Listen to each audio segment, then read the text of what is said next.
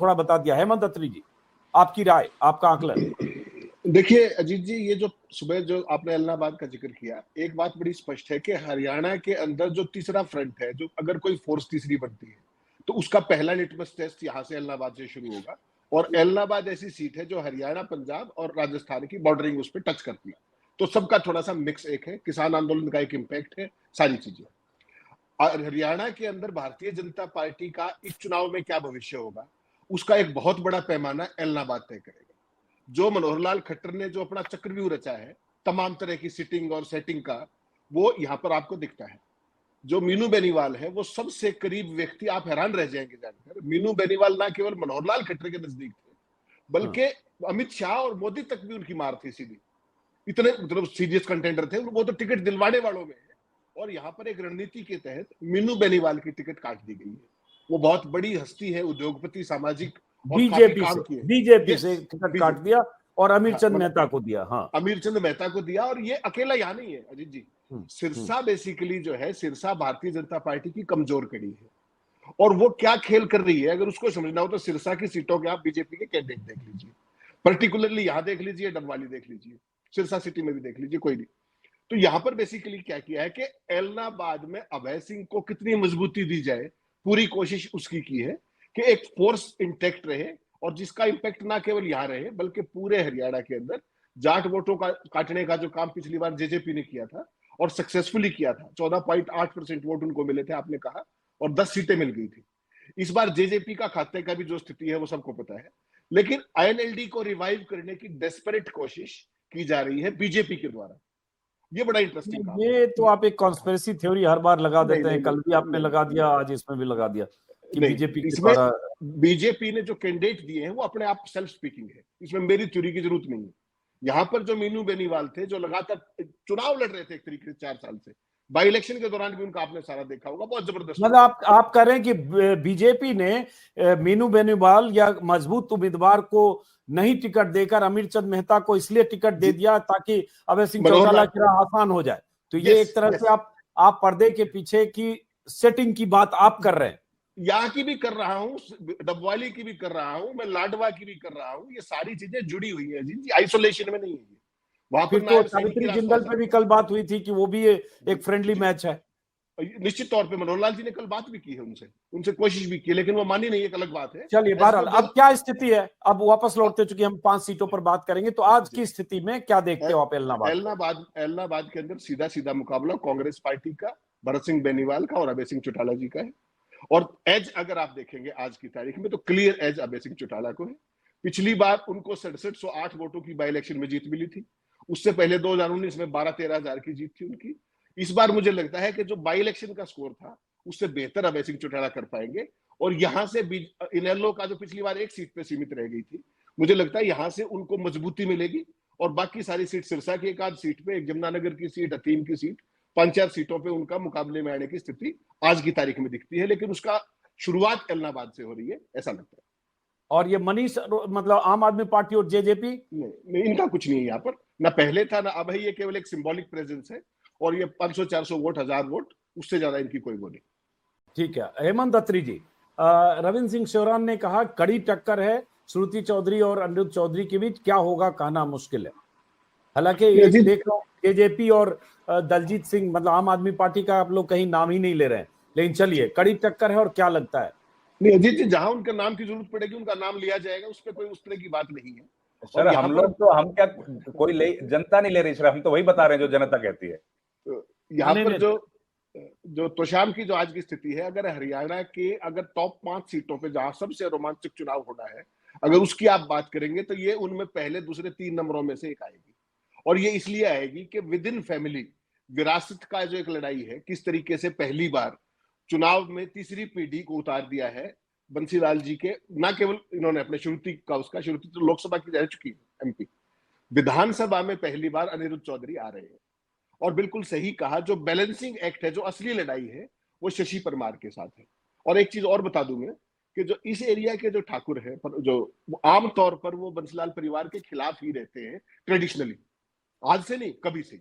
लेकिन इस बार चूंकि बीजेपी से किरण चौधरी लड़ रही, श्रुति चौधरी लड़ रही है, वो किरण चौधरी की बेटी, एक बड़ा इंटरेस्टिंग फैक्ट और है जीत जी, जो अगर आप बिटवीन द लाइंस पढ़ेंगे, कि किरण चौधरी ने सारी राजनीति अपनी कांग्रेस की और पहली बार वो और उनकी बेटी बीजेपी में आई है।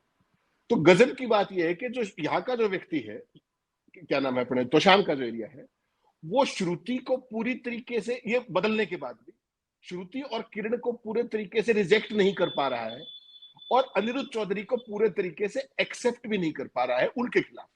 ये बड़ा इंटरेस्टिंग चीज है चौधरी बंसीलाल की तीसरी पीढ़ी के। कारण क्या है उसका, कि जो ये राजपूत वोट है, यहाँ पर 13-14 हजार राजपूत है और वहां की राजपूत सभा जितने भी वो होता है उनका जो सामाजिक भाईचारा, उन्होंने कसम खा करके इनको ना केवल पंचायत करके कैंडिडेट बनाया शशि रंजन परमार को, बल्कि उनको ये कहा कि जो सारे के सारे वोट इनके खिलाफ जाएंगे, शशि परमार को वोट मिलेंगे। अब अगर किरण चौधरी व्यक्तिगत कांग्रेस में होती तो उसका लाभ होता, क्योंकि उनको राजपूतों की वोट मिलती नहीं थी। लेकिन भारतीय जनता पार्टी का जो स्ट्रेंथ कोर एरिया है, उसमें ठाकुरों की वोट बहुत महत्वपूर्ण है। तो ये अगर एक स्टेज से आगे वोट ले गए, इसमें जेजेपी इनेलो का कहीं कोई नहीं है। यहां पर बैलेंसिंग फोर्स अगर कोई है तो वो शशि रंजन परमार है, नंबर 1। नंबर 2, जो सबसे दिक्कत की बात है, जो एक बार अपनी पहले वैसे बात हुई थी, कैमरे पे बात हुई, हरियाणा के अंदर एक बड़ी रोचक स्थिति और है जी, वो ये है कि जो जाट कैंडिडेट है जितने भी, केवल किरण चौधरी, श्रुति चौधरी की छोड़ दीजिए, वो चाहे अभिमन्यु हो, चाहे वो धनखड़ हो, चाहे कोई, समस्या क्या है कि किसान आंदोलन के बाद और पिछले 10 साल के शासन के बाद जाटों में एक खास तरह की दिक्कत आई, जो वर्सेस वाली जो सियासत है ना, जो बीजेपी से नाराजगी का एक कारण ये समुदाय मानता है। अब दिक्कत क्या है सामाजिक तौर पर, कि जो बीजेपी की टिकट पर जाट चुनाव लड़ रहे हैं, जो कितने ही मजबूत हो, कितना ही उन्होंने काम किया हो, कुछ भी किया हो, जो स्थानीय जाट लोग हैं वो बीजेपी वाले जाट को जाट मानने को तैयार नहीं है। दिक्कत ये है सबसे बड़ी। और जो नॉन जाट समुदाय है उनके लिए तो वो जाट है। तो जो बीजेपी के जाट प्रत्याशी है वो बेचारे धर्म संकट में है, चाहे वो यहाँ हो चाहे कहीं स्टेट की बात कर लीजिए आप, कितना ही अच्छा काम किया हो, सामाजिक तौर पे कितना किया हो, सामाजिक काम कितने कराए हो, डेवलपमेंट कितना कराया हो, वो एक बड़ी प्रॉब्लम है। तो यहाँ पर अनिरुद्ध चौधरी के साथ एक खास तरह की लेगेसी है, कुछ खास तरह की एरोगेंस भी है, वही एरोगेंस उधर भी है। तो ऐसे में शशि परमार देखिए सबसे मजबूत प्रत्याशियों में थे, और अगर किरण चौधरी यहाँ नहीं आती, मान लीजिए बीजेपी में नहीं आती, तो शशि परमार को ही टिकट मिलना था अदरवाइज सामान्य परिस्थितियों में, क्योंकि बड़े मजबूत दावेदार थे वो। तो ऐसी सूरत में जो यहाँ का जो मुकाबला है जी इतना रोचक है, जो कभी 98-99 में जो चौधरी बंसीलाल जी विकास पार्टी के साथ वो सारी चीजें थी, उस दौर की याद दिलाता है। तो आज आपको, आप किसको एज देखते हैं? नहीं, मैं इस यहाँ पर कोई भी खतरा उठाने को तैयार नहीं हूँ। यहाँ पर बहुत कांटे का मुकाबला है, और जो शशि रंजन परमार का जो स्कोर होगा वो इस सीट की तय करेगा। और मुझे लगता है ये जो सीट का परिणाम है वो चंद हजारों में होगा, that may be less than 5,000, ऐसा मुझे लगता है। तो 5,000 का जो मार्जिन है उसको प्रेडिक्ट करना बहुत मुश्किल होता है। लड़ाई सीधी सीधी श्रुति चौधरी और अनिरुद्ध की है, बहन भाइयों की है, चचेरे भाई बहन है, लेकिन बैलेंसिंग फोर्स जो है वो शशि रंजन परमार है। अब हेमंत अत्री जी, आप यहाँ किसमें टक्कर देख रहे हैं, किसमें मुकाबला देख रहे हैं, और किसका पलड़ा भारी देख रहे हैं? देखिए जी डबवाली की जो बात है, आपने बिल्कुल सही कहा कि अजय चौटाला साहब भी यहाँ से एमएलए रहे, उनकी धर्मपत्नी नैना चौटाला जी भी रही, और अब उनके बेटे दिग्विजय चौटाला को यहाँ पर चुनौती एक तरीके से दी गई है जेजेपी के रिवाइवल की अगर कोई संभावना है तो। सबसे इंपॉर्टेंट 2 सीटें अगर जेजेपी के सर्वाइवल के लिए कोई है, उचाना और ये डबवाली, क्योंकि उचाना के अंदर दुष्यंत लड़ रहे हैं और यहाँ पर ये लड़ रहे हैं। देखिए डबवाली की जो बात है, जब बात करते हैं तो एक चीज आप जो बार बार जिसको हम कॉन्स्पिरेसी थ्योरी कहते हैं ना, हरियाणा की जनता जो है वो हमसे ज्यादा जानती है, और अगर कोई नेता तो बताए या ना बताए, ये जल्दी बता देती है जनता के साथ, देखो ये यहाँ हो रहा है, आपने देखा क्यों देखा। सिरसा की जो बात है साहब, मैंने पहले भी कहा कि सिरसा भारतीय जनता पार्टी की कमजोर कड़ी रही है शुरू से ही, क्योंकि चौधरी देवीलाल के कारण, चौटाला साहब के कारण, तमाम कारणों से। और जो ये किसान आंदोलन हुआ इस बार, उसने कोर्ट में खाज का काम किया भारतीय जनता पार्टी के लिए। एक तो ये चीज अपने को देखनी पड़ेगी। दूसरी महत्वपूर्ण बात जो है कि यहाँ पर जो इंटरेस्टिंग चुनाव है, पिछली बार जो अमित सिहाग थे, केवी सिंह के बेटे हैं डॉक्टर केवी सिंह के, वो 15,647 वोटों से बड़ा कंफर्टेबली चुनाव जीत गए थे। 15,647 कंफर्टेबल होता है हरियाणा में, वो 5,000 से नीचे होता थोड़ा सा मुकाबला हम मानते हैं। तो यहाँ पर जो मुकाबला इस बार है वो सही कहा, वो आदित्य चौटाला का देखिए आप, मार्केटिंग बोर्ड का चेयरमैन कैबिनेट मंत्री के बराबर होता है, और वो पोस्ट उन्होंने, बीजेपी ने उनको लगातार देके रखी बड़े सम्मान के साथ। और इस बार जब चुनाव लड़ने की बारी आई तो वो बीजेपी इनेलो में आ गए, अपने पुराने चौधरी देवीलाल के पास भी आ गए, और अभय सिंह ने भी उनको खुले हाथों से लिया, बिल्कुल कोई परेशानी ही नहीं हुई, और रातों रात उनका फार्म भरवा दिया गया। अब यहाँ पर क्या है जी, देखिए एक चीज आपको माननी पड़ेगी कि यहाँ पर बेसिकली चौटाला ही परिवार था, चाहे देवलाल का ही वो था, जब अलग नहीं हुए थे तो यहाँ पर अजय चौटाला भी रहे एमएलए इसी सीट से, और नैना जी भी रही। और अब हालत देखिए कि दुष्यंत के भाई जो है दिग्विजय, जो नंबर 2 है एक तरीके से पार्टी में, वो आज सर्वाइवल की लड़ाई के लिए यहाँ पर लड़ने को मजबूर है। लेकिन एक बात समझनी पड़ेगी, जो चौधरी देवीलाल, अजय या अभय, उन सारों के वोट कहीं ना कहीं कॉमन ही थे, जो बंटवारा होने के बाद 2018 में अलग अलग हो गए। लेकिन जो कांग्रेस का वोट है वो इंटेक्ट है, वो कहीं नहीं गया। और वो केवी सिंह का बेटा होने के नाते, इसी परिवार का एक बंदा होने के कारण, इसी परिवार की पीढ़ी से है। तो यहां पर देखिए मुकाबला बहुत टफ है, आदित्य चौटाला और इनके बीच में सीधा सीधा मुकाबला है। लेकिन जो हालात है ओवरऑल, और खासतौर पर दिग्विजय के आने के बाद, दिग्विजय के चुनाव को हम फॉरगॉन कंक्लूजन नहीं कह सकते, लेकिन वो जीतने की स्थिति में नहीं है। वो मुकाबले को रोचक बनाएंगे। और वो जो चौधरी देवीलाल परिवार की जो वोट है, उनमें कहीं ना कहीं थोड़ी मोटी सेंध लगाएंगे। जो भी वोट आएंगी, वोट तो वहीं से आएंगे, बाकी तो काडर की वोट है उधर। तो मुझे ऐसा लगता है कि यहाँ पर सीधा मुकाबला है अमित सिहाग और आदित्य चौटाला के बीच में। Balancing force Digvijay Chautala to some extent है, लेकिन अगर आपकी भाषा में बात करूं, हल्का सा एज, बहुत महीन एज यहाँ पर अमित सिहाग को आज भी है, ऐसा मुझे लगता है, हल्का सा। अत्री जी, आप भी यही देखते हैं कि आपके हिसाब से खाता खुलेगा दुष्यंत की पार्टी का हरियाणा में या नहीं? अजीत जी, आपको ध्यान होगा, मैंने रात में एक खड़े होकर शो किया था आपके स्टूडियो में छत पे, और उसमें जो अंदर कमरे के अंदर स्टूडियो में, और उसमें आपने इस बात पे कहा था कि कैसे खाता नहीं खुलेगा, और मैंने कहा था ये तो 8 तारीख को हम बात कर लेंगे। वही मेरे साथी साथ कह रहे हैं एक बात। दूसरी बात, जो सिरसा की जो बात है ना, पिछली बार तो जेजेपी चढ़ती कला में थी, और वहां की सीटिंग एमएलए अजय सिंह चौटाला रहे और नैना जी भी रही। लेकिन चढ़ती कला के दौरान भी अगर आपको ध्यान हो, जैसे ही जेजेपी अलग बढ़ी, जो अपने नैना चौटाला है, उन्होंने वहां से चुनाव नहीं लड़ा, वो बाडला चली गई भिवानी में। ये ध्यान रखना पड़ेगा आपको कि जब पार्टी नहीं बनी थी और चढ़ती कला में थी पार्टी, और 14.8% वोट भी मिले, तो भी नैना ने बाडड़ा को ऑप्शन लिया यहाँ पर डबवाली पे चुनाव, जबकि वो यहाँ पे एमएलए रह चुकी थी, उनके हस्बैंड रह चुके थे, और चौधरी देवीलाल के बेटे भी हैं वो, ये भी मत बोलिए, चौधरी देवीलाल के पोते हैं। तो बेसिकली क्या है कि हरियाणा की जनता साहब हिसाब करती है और इलाज करती है। उस दिन भी मैंने आपको ये कहा था कि कुछ भी हो जाए, जेजेपी के बारे में you can be rest assured कि उनका खाता नहीं खुलेगा। और हम किसी के बारे में ये दावा नहीं करते, लेकिन जेजेपी ने जो बोया है, और कुछ नहीं बोया, कुछ गलत नहीं बोया, ये भी मैंने उस दिन आपको स्पष्ट किया था कि भारतीय जनता पार्टी और ये ट्रेडिशनली नेचुरल आई है, क्योंकि दोनों की जो राजनीति है वो एंटी कांग्रेस की है। दुष्यंत का और अजय चौटाला का कसूर केवल इतना था, इन्होंने नारा दिया यमुना पार का और समर्थन दे दिया मनोहर लाल खट्टर को बिना मांगे। नहीं, मैं उसमें एक चीज जोड़ूंगा जो आप सब सहमत होंगे कि वो कसूर और मल्टीप्लाई हो गया जब किसान आंदोलन 13 महीने चले। उस समय भी अगर छोड़ के बाहर आ जाते तो प्रायश्चित में लोग उनके माफ कर देते, लेकिन लगा कि हम पर लठ बरस रही है, लाठियां बरस रही है, और उसके बाद ये बैठे हैं मलाई सत्ता की मलाई ये खा रहे हैं। आपने बहुत बड़ी बात कह दी है। अगर इन्होंने वो काम कर दिया होता तो आज ये मुख्यमंत्री के चैलेंजर होते। आप याद रखिए इस बात को, ये एरिया पूरे का पूरा जो है भावुक एरिया है। अभय सिंह चौटाला ने, आपने देखा, पूरे देश में इकलौते विधायक थे जिन्होंने इस्तीफा दे दिया, और किन हालात में थे। पार्टी का तो एकदम समापन ही हो गया था, 1.8% वोट तो कुछ भी नहीं होता जी। उसके बावजूद भी मनोहर लाल खट्टर की सरकार के तंत्र के खिलाफ खड़े होके 6,500 वोटों से जीते ना अभय सिंह। तो उस चीज को समझिए आप। और अब अजय चौटाला क्या कह रहे थे? अजय चौटाला कह रहे थे किसानों के आंदोलन की एक बीमारी आ गई। आपको लगता है किसान माफ कर देंगे? किसान इतने ना समझे। मैंने सवाल पूछे भी थे दुष्यंत से। और चौधरी देवीलाल का पोता किसान आंदोलन को अगर बीमारी कह रहा है, तो उनको सोचना जरूर चाहिए कि उनकी जेनेसिस कहां से है, पॉलिटिक्स किसकी करते हैं, और शब्द क्या है।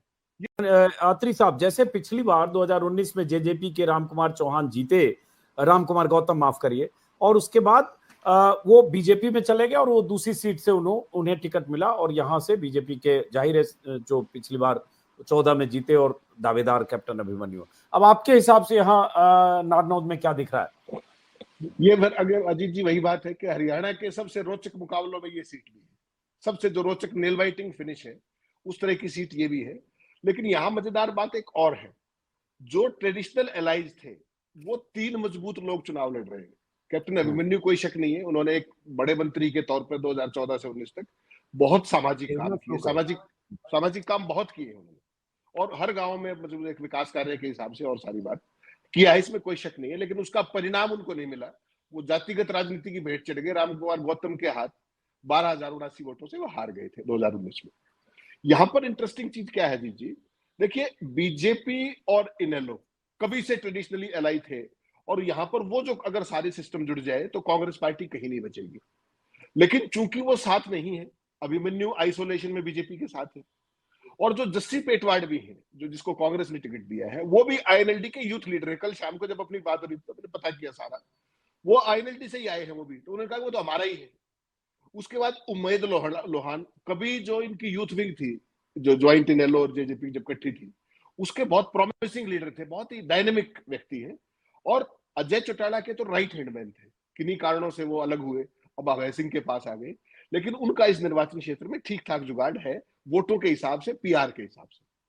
यहां पर रोचक मैं चुनाव क्यों कह रहा हूं कि हरियाणा में अगर कुछ कंस्टिट्यूंसी आपने देखनी हो ना, कि कोई व्यक्ति कितना विकास कार्य करा सकता है, सामाजिक काम करा सकता है, और उसके बाद भी किन्हीं अज्ञात कारणों के साथ चुनाव हार सकता है, तो वो ये कंस्टिट्यूंसी है। केवल जातिगत आधार पे केवल चुनाव हार गए थे अभिमन्यु पिछली बार। जो रामकुमार गौतम है वो केवल ब्राह्मणों का टेंडर लेकर के वहां पहुंच गए, बाकी सारे जाट वोट आपस में बट गए, और रामकुमार गौतम ने वहां क्या किया क्या नहीं किया, 5 साल वो लफाजी करते रहे। और अब भी वो सफेदोश चुनाव लड़के ये कह रहे हैं कि जो मुझे वोट नहीं देगा उसका बीज नाश हो जाएगा, यहां तक कहते हैं। कल्पना कीजिए, आप वोट मांगने जा रहे हो और लोगों को शराब टाइप की चीज दे रहे हो। लेकिन हरियाणा में ये होता है।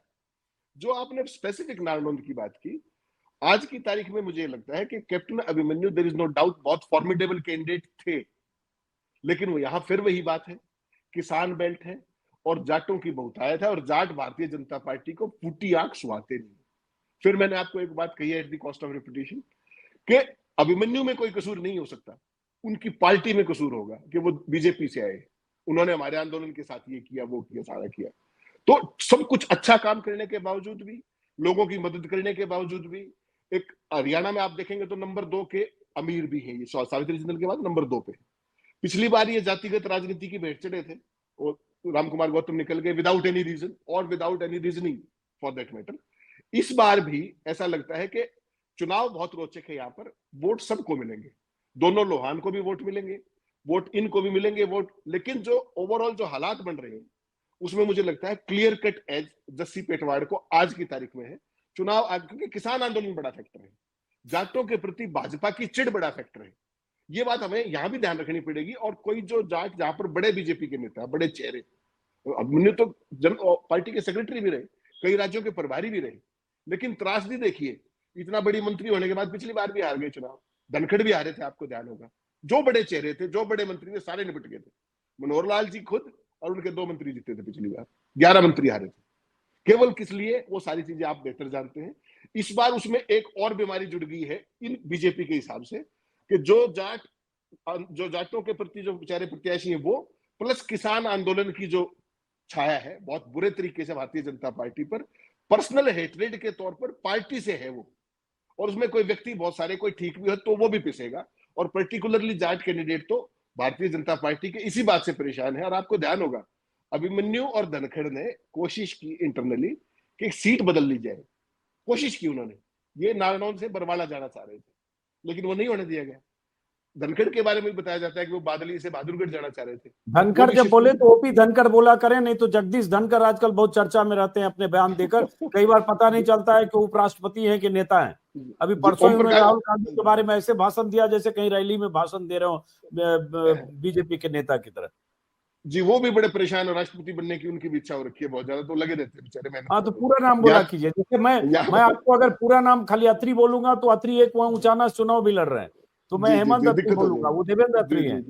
जी। तो ओम प्रकाश धनखड़ जी ने भी कोशिश की लाइटर नोट, तरीके से, सॉरी, हाँ, और ऑब्वियसली बहादुरगढ़ से चुनाव लड़ा जाए तो थोड़ा सा कुछ मामला बने, लेकिन उनको भी परमिट नहीं किया गया, यहाँ भी नहीं किया गया। तो यहाँ पर भारतीय जनता पार्टी को केवल खामियाजा अगर भुगतना पड़ेगा तो किसान आंदोलन का, और जाट बिरादरी के अंदर जो भाजपा के प्रति over a period of time hatred पैदा हुई है उनके बयानों से, उनकी जो भी चीजें हैं, उसका खामियाजा कैप्टन अभिमन्यु को भुगतना पड़ेगा। चलिए कट शॉट में लंबा वीडियो हुआ, आप एज किसको देखते?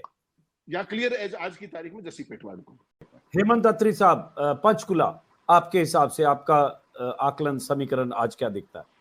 अजीत जी, आपको ध्यान होगा मैं 5 साल पंचकुला में रहा। अभी 5 साल में जो रहा, वहां की सारी जो तासीर और सारी चीजें हैं, 90 के आसपास परसेंट जो अर्बन वोटर है और 10% के आसपास चंद गांव है जो बिल्कुल पेरिफेरी के अंदर, और लेकिन उनका भी मिजाज हल्का सा शहर से ही मिलता जुलता है। अगर आप पंचकुला स्पेसिफिक बात करेंगे, पंचकुला एक सैटेलाइट सिटी है चंडीगढ़ का, जिसको जो पूरे इंडिया के अंदर एक प्लैंड सिटी के तौर पे आप देखते हैं और सारी चीजें देखते हैं। और पंचकुला का इंफ्रास्ट्रक्चर आप देखेंगे, आज 10 साल से बीजेपी की सरकार है, बहुत ही दयनीय स्थिति में। और जब यहाँ पर ये बड़े थे अपने स्पीकर साहब, तो इनसे बड़ी उम्मीदें थी कि वो लोगों को लगता था ये हमारे बीच में से ही। लेकिन over a period of time उनके ऊपर एक तो कुछ खास तरह के भ्रष्टाचार के आरोप लगे हैं पिछले कुछ समय से, क्योंकि मैं डेली उसको फॉलो करता हूँ पंचकुला को, और एक खास तरह की एरोगेंस भी सत्ता की इनके व्यक्तित्व में अब लोग बताने लगे कि वो झलकने लगी है। एक और भजनलाल की जो अगर असली छवि आपको देखनी है तो वो चंद्रमोहन के अंदर दिखाई देती है लगातार। वहां कोई भी व्यक्ति जाए वो निराश होकर नहीं लौटेगा, और चंद्रमोहन के अंदर किसी भी तरीके की कोई एरोगेंस नहीं है। उनके साथ हालांकि जो पिछली बार आपने कहा कि वो जो प्रेम संबंध और वो तमाम चीजें, वो अब गए दिनों की बातें होगी, वो फिजा भी नहीं रही, अनफॉर्चुनेटली सही शी इज बात। नो मोर हाँ नाउ। हाँ हाँ, तो ठीक है। शी इज नो मोर, और वो सारी चीजें। और चंद्रमोहन आज भी जनता के बीच के आदमी है जी। पिछली बार का अगर आप चुनाव देखेंगे, पिछली बार तो पुलवामा की भी लहर थी, तमाम चीजें थी, उसके बावजूद भी चंद्रमोहन जो चुनाव थे वो कितने हारे, 5633 वोटों से केवल चुनाव हारे थे, केवल 5633। और जो पूरे के पूरे हालात थे कि पिछली बार ये जो एंटी इनकम्बेंसी वाली स्थिति बिल्कुल भी नहीं थी। यहाँ पर अब जो स्थिति है, अगर आप वैसे देखेंगे, क्योंकि शहरी पॉकेट है 90% जैसे मैंने बताया, और यहाँ पर जो दूसरे प्रत्याशी है ना, यहाँ पर आम आदमी पार्टी का भी हल्का सा इंपैक्ट है, हल्का सा, ज्यादा नहीं, बहुत हल्का सा इंपैक्ट है। और आम आदमी पार्टी ने उसी मौके को चौका मारते हुए प्रेम गर्ग को टिकट दे दिया है। और उसके बाद जो जेजेपी का अगर आप कैंडिडेट देखेंगे, वो भी सुशील गर्ग है। जो इसके इनेलो कैंडिडेट है उनको कोई जानता नहीं, उनका कोई लंबा चौड़ा कोई कहानी है नहीं। तो अब यहां पर क्या है कि अगर मुकाबले में डायरेक्ट मुकाबला है और बहुत थोड़ा नैरो का मुकाबला है, 5500 वोट कुछ नहीं होते विधानसभा के अंदर उस तरीके से नैरो को, तो यहां पर एक तरीके से देखें आप, 3 बनिए हैं। अगर जो आम आदमी पार्टी का प्रत्याशी वो लोकल है, यहाँ पर बनिया है, लोगों के साथ एक पीआर है, और आम आदमी पार्टी का हल्का सा इंपैक्ट भी है। वही स्थिति जेजेपी की है। जेजेपी के भी कुछ लोग यहाँ पर पुराने रहे हैं, मेरे से भी तमाम लोग मिलते रहे जेजेपी के लोग वहां पर। तो यहाँ पर अगर 2, 4, 5 हजार वोट भी इधर से उधर हुई दोनों गर्गों के बीच में, चाहे वो प्रेम गर्ग हो चाहे सुशील गर्ग हो, तो एंटी इनकम्बेंसी के साथ साथ वो ज्ञानचंद गुप्ता को बहुत भारी पड़ जाएगा। नंबर 1। नंबर 2, एक इंटरेस्टिंग बात हो रही है कि ज्ञानचंद गुप्ता 76 साल के हो गए और वो अपने भतीजे को टिकट दिलाने के, भांजे को टिकट दिलाने की फिराक में थे। वो मामला सिरे चढ़ा नहीं। तो 76 साल की एज बनाम चंद्रमोहन का ओवरऑल एक परफॉर्मेंस भी लोगों के साथ किया भी, आज की तारीख में अगर कोई एज है हल्का सा आपकी भाषा में कहूं, तो चंद्रमोहन को आज क्लियर एज यहाँ पर है। और चुनाव तक क्या नैरेटिव बनता है, क्या स्थिति बनती है, वो उसको हम बाद में भी रिव्यू कर सकते हैं। आज की तारीख में चंद्रमोहन को एज है यहाँ पर ज्ञानचंद गुप्ता से निश्चित तौर। और प्रेम कुमार गर्ग और सुशील गर्ग और क्षितिज चौधरी, इन लोग जेजेपी और आप? उसका मैंने जिक्र किया, क्षितिज का बहुत ज्यादा नहीं है, और ये दोनों चूंकि एक तो बनिया बिरादरी से है, और जेजेपी का भी वहां पर रहा है थोड़ा बहुत इम्पैक्ट, इनेलो का भी थोड़ा बहुत इम्पैक्ट। और जो अलग अलग एरियाज में से, मान लीजिए सिरसा की अगर आप लोकदल की बात करेंगे, तो सिरसा का सारा लोकदल गया था अभय सिंह के साथ, चिटाड़ा साथ, अजय के साथ नहीं गया था। तो पंचकुला का जो लोकदल था पुराना, वो आज भी जेजेपी के साथ है, जितना भी है वो। तो उसका थोड़ा बहुत लाभ सुशील गर्ग को मिल सकता है, 1500 वोट, 2000 वोट जो भी। और वही स्थिति प्रेम गर्ग की भी है, आम आदमी पार्टी की भी। तो वो दोनों का गर्ग होना, ये ज्ञानचंद गुप्ता के लिए थोड़ी सी दिक्कत वाली बात, उसको ऐड करती है दिक्कत को। और क्लियर एज यहाँ पर मुझे लगता है आज की तारीख में चंद्रमोहन को है, क्योंकि मैं पंचकुला में रहा भी हूँ, लोगों से बात भी होती है लगातार। तो ओवरऑल पिक्चर, वहां इंफ्रास्ट्रक्चर की जो प्रॉब्लम्स है, 4 बूंद आ जाए तो पानी खड़ा हो जाता है, कहीं कोई डेवलपमेंट का काम नहीं हुआ, केवल फर्जी तरीके से सजाने का काम किया है कि चौक जो है उसको सजाओ मत, उस पर लाखों रुपए लगा के बिजलियां लगा दो, उसमें पानी आए तो बेशक वो गिर जाए। तो उस तरह का जो एक फ्लॉड एक डेवलपमेंट का मॉडल है, उसका एक पंचकुला एक आदर्श उदाहरण हो सकता है चंडीगढ़ से जब आप तुलना करेंगे तो। और इसका खामियाजा निश्चित तौर पर ज्ञानचंद गुप्ता को भुगतना पड़ेगा, क्योंकि स्पीकर बहुत बड़ी पोस्ट थी, और वो ना केवल मनोहर लाल के नजदीक थे, बल्कि मोदी के भी नजदीकियों में उनकी गिनती होती है ज्ञानचंद गुप्ता की। चलिए हेमंत अत्री साहब, क्लोजिंग मुद्दे जो चुनाव को प्रभावित करेंगे, एक कुछ अजीत तो जी, वो बताया। हाँ बिल्कुल जो कहा भाई ने वो 100% में सहमत हूँ। ये सारे के सारे मुद्दे, इन पे आपने बात भी की है लगातार, अखबारों के साथ, फैक्ट्स के साथ, आपने तो इस पे पूरे के पूरे शो भी कर दिए। इन सारे मुद्दों के अलावा एक सबसे जो त्रासदीपूर्ण जो 10 साल रहे हैं हरियाणा की गवर्नेंस के हिसाब से मैं कह रहा हूँ, वो है अनअकाउंटेबल गवर्नेंस। किसी चीज की कोई जवाबदेही नहीं है। जो चौहान साहब ने कहा वो क्या है कि अजीत जी का मकान मेरे नाम चढ़ा दिया, मुझे पता भी नहीं है उसका। मुझे साल बाद पता तब लगेगा जब या तो मैं उसके कोई टैक्स भरने जाऊंगा, प्रॉपर्टी टैक्स, या कोई एनओसी लेने जाऊंगा, तब मुझे पता लगेगा मेरा घर, फोटो मेरे घर का है और वो नाम आपके है, और उसका कोई रिड्रेसल का कोई सिस्टम नहीं है। आज भी आरटीआई में तमाम लोगों ने लगाया और सारे फैक्ट्स हैं ऑन रिकॉर्ड, विजिलेंस जांच कर रहे हैं लोक आयुक्त। 95% तक फाल्टी है जी। अगर 100 घरों का आपने प्रॉपर्टी आईडी बनाई, 95 की प्रॉब्लम है। आप कल्पना कर सकते हैं हर आदमी लाइनों में खड़ा है। Same is the case with family ID, ये जो परिवार पहचान पत्र बनाया।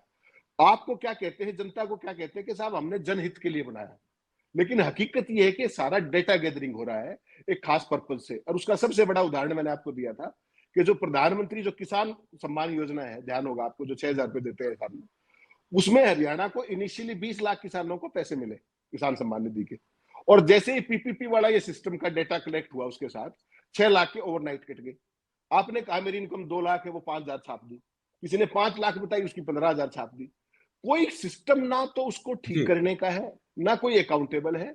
और पूरे हरियाणा को देखिए, पहलवान, किसान, ये सारी चीजें तो अपनी जगह ही, ये तो हरियाणा की दुखती रग है। लेकिन जो आम आदमी जो है, जो इन चीजों से कहीं बचता भी था, उसको पुअर गवर्नेंस और अनअकाउंटेबल गवर्नेंस के कारण लाइनों में खड़ा कर दिया है पिछले 10 साल में। और कोई जवाबदेही का तंत्र नहीं है। आप घूमते रहिए कि मेरा मकान हेमंत के चढ़ा दिया, कोई नहीं पूछने वाला है, पैसे दे दीजिए सारे काम हो जाएंगे। तो वो एक अलग तरह का भ्रष्टाचार है। तो कुल मिलाकर के जो ये पिछले 10 साल का जो है, ये जो एंटी इनकम्बेंसी है, आज की तारीख में ये सबसे बड़े इशू ये है, जो बेरोजगारी से लेकर तमाम चीजें।